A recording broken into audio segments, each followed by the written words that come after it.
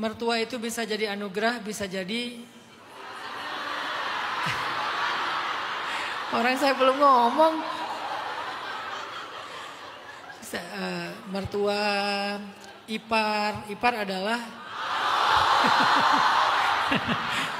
aduh, korban film nih. Oke. Ngobrol sama suami. Karena kehidupan seperti itu gak sehat buat siapapun. Gak sehat buat suami, gak sehat buat istri, dan juga gak sehat buat mertuanya. Jadi gak selalu berbakti kepada orang tua itu kita harus selalu bareng dengan mereka, gak juga.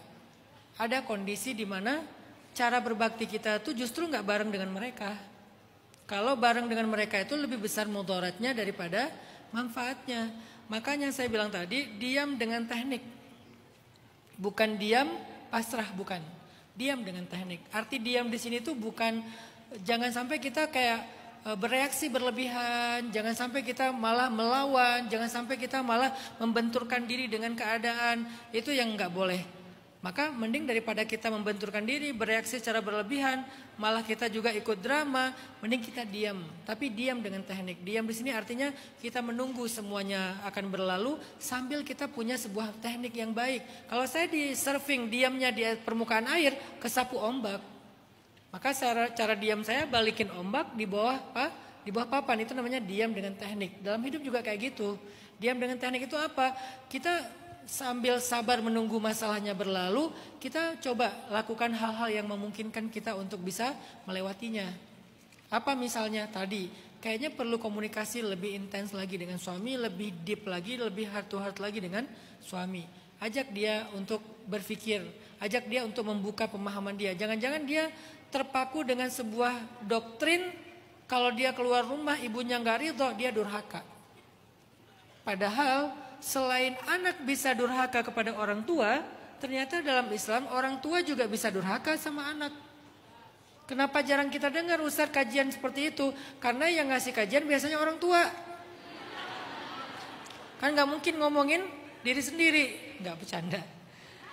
Jadi bisa jadi orang yang durhaka itu bukan cuma anak, orang tua bisa durhaka loh sama anak. Kata Umar bin Khattab, ada 3 alasan orang tua durhaka kepada anak. 1, tidak mencarikan ibu atau ayah yang baik, yang soleh untuk anaknya. Artinya gak mencari pasangan yang soleh untuk jadi ibu ataupun ayah bagi anak kita. Itu durhaka tuh. Ibu gak pernah sholat, ayah gak pernah sholat, ibu dan ayah gak bisa ngaji dan gak mau belajar. Ibu dan ayah banyak berbuat dosa dan maksiat. Dan nanti dia akan menjadi orang tua yang mencontohkan yang buruk-buruk buat anaknya. Berarti dia, si ayah atau ibu ini yang menemukan pasangan kayak gitu, cuman karena nafsu dan ngeklik aja, gak mikirin anak, dia durhaka sama anak sejak awal. Kedua, memanggil anak dengan panggilan yang buruk, termasuk menggibahinya, memfitnahnya, menjelek-jelekannya, menghinanya, mencelanya, itu juga durhaka. Yang ketiga, tidak memberikan nafkah dari harta yang halal, rezeki yang halal, itu juga durhaka. Nah, dalam kasus yang disampaikan Kak Kiki tadi, ternyata ibu ini kan suka membicarakan aib-aib anaknya atau bahkan cenderung memfitnah, bukan cuma menggibah. Berarti kan kalau kita tinggal di situ, maka ibu ini akan terus durhaka kepada anaknya.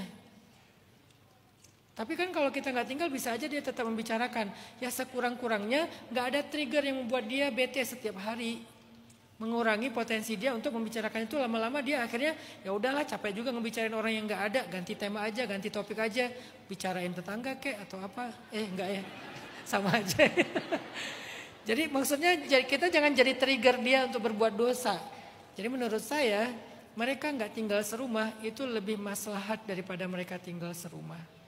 Sambil tetap perhatian, memberikan apa yang menjadi haknya, kewajiban kita, berbakti kepada dia. Tapi nggak harus tinggal satu rumah. Dan itu perlu diskusi sama suami dengan diskusi yang panjang. Karena saya memandang sebagian besar dari masalah rumah tangga itu adalah karena buruknya komunikasi. Kalau kita bisa membangun sebuah pola komunikasi yang sehat, yang baik, yang gak baperan, harusnya sebagian besar masalah rumah tangga itu gak perlu menjadi sesuatu yang besar. Udah selesai sejak awal. Tapi karena kita tidak baik dalam berkomunikasi, suaminya tidak memberikan kesempatan istrinya menjelaskan isi hatinya, versinya, Istrinya juga mungkin nggak mau mendengar suaminya atau apapun itu. Yang jelas komunikasinya tuh bottleneck di antara mereka. Ada yang mislink di antara mereka. Jadi perbaiki komunikasi dengan pasangan. Yang kedua, untuk para mertua di seluruh Indonesia.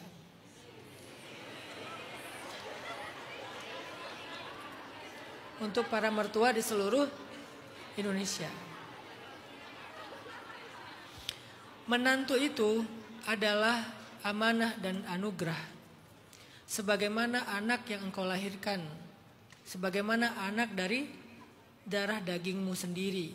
Maka ketika Allah menitipkannya dalam kehidupanmu, dia adalah titipan dan amanah dari Allah Subhanahu wa taala. Jaga dia, Allah akan jaga kamu. Kalau kita menyakiti menantu, sama dengan kita menyakiti diri kita sendiri. Jadi perlakukan menantu itu bukan sebagai orang lain. Jangan banding-bandingkan menantu yang satu dengan menantu yang lain. Hanya gara-gara faktor ekonomi, kesuksesan. Jangan. Saya sering banget menemukan, ini udah sih quote ya. Saya sering banget menemukan ya. Orang yang paling sering di dalam keluarga itu diremehkan, di masa tua dialah yang ngerawat ibunya. Sering loh kayak gitu. Ada orang yang nggak bijak, ada orang tua yang nggak bijak, kadang-kadang membanding-bandingkan anak-anaknya ya. Kamu harusnya kayak adik kamu itu begini, adik kamu itu begitu, disebutin prestasi-prestasinya, kesuksesannya, apalagi mungkin nasib baiknya dia menikah dengan seseorang yang udah sukses segala macam, dibanding-bandingin aja, dan kelihatan banget kalau pas lagi mudik Lebaran.